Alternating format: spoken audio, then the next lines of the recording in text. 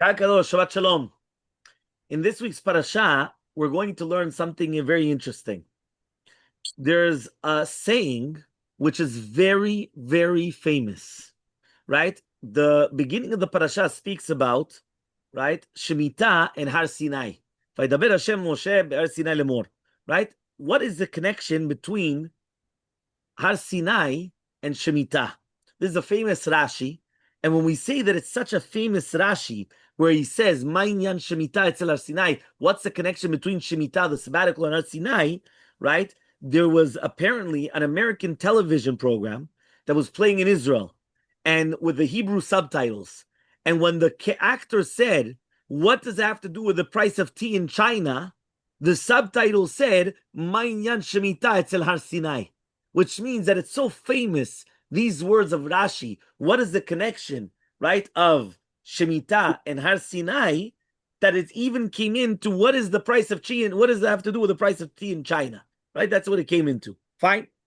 Rashi comes and he answers that even the generalities and the details of the Halachot Shemita were said in Sinai as well, by Har Sinai. Everything was given to Har Sinai.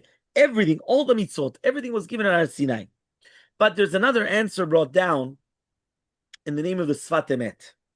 Okay, and the Sfat Emet, right, there's going to be a few different questions, and then they're going to answer it. There's a Midrash. The Midrash says if you're going to sell an item to your friend, or you purchase from the hand of your fellow man, so you should not cheat your brother. So basically, don't cheat. Yeah, don't cheat your brothers in business. However, there's no pasuk that says beforehand, Vaydaber Hashem Moshe. So, but the Midrash is connecting it. So why is the Midrash connecting Ki'ilu that Hashem is speaking to Moshe, and then don't cheat your brothers? Another question that we say is that if you sell something to your friend, don't cheat your friend, right? And on this it's written, Chayim v'amavet biyad halashon. Life and death is in the hands of the tongue. It's a pasuk in Mishle. It's a very famous pasuk. Usually we bring it to do with Lashon Hara and everything else. Now, 1 second, right? If you come and you're going to blow on a coal, so what happens is you could make a raging fire, and then what happens is it could become destructive.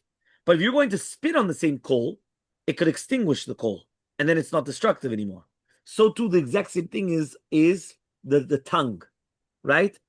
Do you know that it once happened with Rabbi Gamliel, that he told his student, he told Tevi, his servant, he said, go buy me the best thing that you could find in the market. He went out and he bought a tongue. Okay, fine. Later on, he comes and he tells him, get me the worst thing in the market. He goes out, he brings him back a tongue. He says, I don't understand you. He says, is it the best thing or it's the worst thing? So he comes and he says, it's both. He says, it could be the best thing in the world or it could be the worst thing in the world. But that's the tongue. What does that mean? It all depends upon what do you say. Are you going to say something good about a person to help a person? So it's the best thing in the world. But if chas v'shalom, you're going to do the other way around, then not. So what did he do? Listen to what he did. He went and he cooked the tongues. One of them, he cooked them very soft, and one of them, he cooked them very, very hard. He realized that all the students, right, they come, they put their fork in, they see it's soft, they come, they start serving themselves. When they come and they put the ones in the hard one, they don't even touch it. So he comes and he tells the students, right, as follows. Did you guys pay attention to what you just did? He says, just as you chose for yourselves the soft tongue, and you didn't touch the hard tongue, so too, that's how you treated each other. Speak to one another only with a soft tongue. And be kind, be nice, be complimentary, and don't be tough. That's the musar of a rabbi giving to his students. Everybody understood. He comes and he tells his servant, get me the best thing in the world. He brings him the tongue. The worst thing in the world gives him a tongue. He says, I don't understand what's going on. The student that is a servant, right? Remember, Tevi was a servant, an Eved Kenani, a goy. He came and he told him, it all depends what you're saying. And he brought the pasuk of Mishle. So therefore he comes and he wanted to give the lesson to his students. So he cooks it, purposely cooking one of them hard and one of them soft. Obviously, everyone's going to choose the soft one. Why? Because at the end of the day, that's what we're going to choose.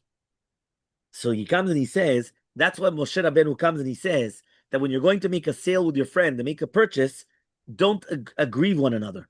Meaning, don't cheat one another. Don't speak nicely, talk nicely, soft tongue, right? And that's what you're supposed to do.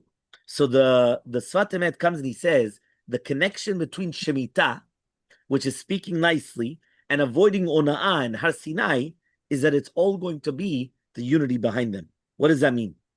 Why is it mentioned about cheating right next to Shemitah?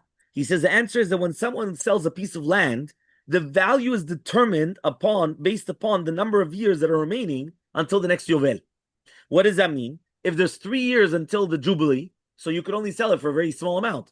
But if it's going to be that you're only in the beginning of it, so you could sell it for much more. You're only 5 years into Yovel, you got another 45 years to come. You could sell it because basically they used to do, it was like a lease of the land. That's what it was, right? Nowadays, we hardly hear about that. In England, it still applies. Sometimes in Israel, certain places at times, that basically you don't actually own the land. It's only a lease. And that lease is only for a certain amount of years. Sometimes it's for 99 years, something, whatever it is. So I remember once my Shiva came and he told me, the land really doesn't belong to me, but it was leased for 99 years. So I went and I told him, okay, but what are you going to do afterwards? He goes, that's not going to be my problem. That'll be for my grandchildren's problem. It's like, what am I doing now? Nothing to do with me anymore. That's going to be for my children or grandchildren, right? Probably even grandchildren. It's not even going to be for them. Fine. The Torah then tells us that the parasha of cheating right next to the parasha of Shemita and Yovel, because it's trying to emphasize that the sale must be transacted based upon fair price. You can't just come and sell whatever you want. So the Sfat Emet explains that there's another reason as well. Shemitah is about Achdut, all of Klal Yisrael becoming one again. One of the more divisive things that inhibits unity amongst the people is money. You're rich and I'm poor. People in different social economic groups often they feel right less unified.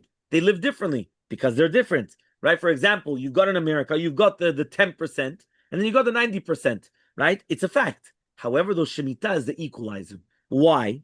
In an agrarian economy, which is the primary economic environment where the Torah was given, if no one is working and everyone is watching their fields like fallow, everyone's in the Bet Midrash. There's nobody else what to do. So we're all equal. All of a sudden comes the 7th year, everybody is in the Bet Midrash together. We're all equal.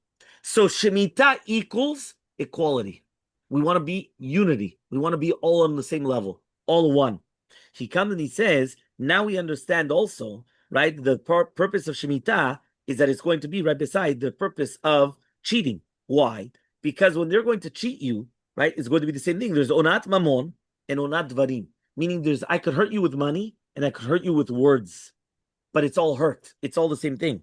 So he comes and he says the parasha of onat mamon and onat dvarim also appear together in Shemitah. That's why the Midrash speaks about the soft tongue. He comes and he says the Gemara attributes the destruction of the Bet HaMikdash to sinat chinam and bitul shmitot. They didn't do Shemitah.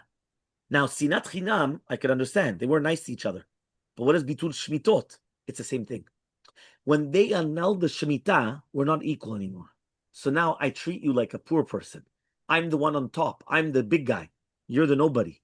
So therefore, it's going to cause the destruction of the Bet HaMikdash. So the Sfat Emet now comes and he says, now we understand the connection between Shemitah and Har Sinai. The essence of Har Sinai was unity. Like one heart, one human being. So therefore, Shemitah, right, is unity, right? Not cheating of your friend and selling at a fair market. That's a soft tongue, is unity. The Har Sinai is also unity. So therefore, we understood, right, that when we came and we started saying about Shemitah, Har Sinai, and Lashon Rakah, it all equals the same thing, unity. We're supposed to be always one united people. Bezrat Hashem, Shabbat Shalom. Amen.